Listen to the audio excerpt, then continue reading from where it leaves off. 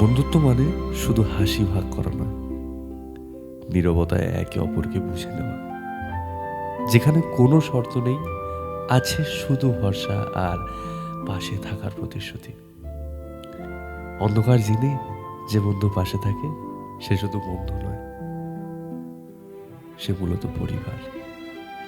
আর এরকমই ৩ বন্ধুর গল্প নিয়ে আমরা আসছি, ফ্রেন্ডশিপ। চলুন।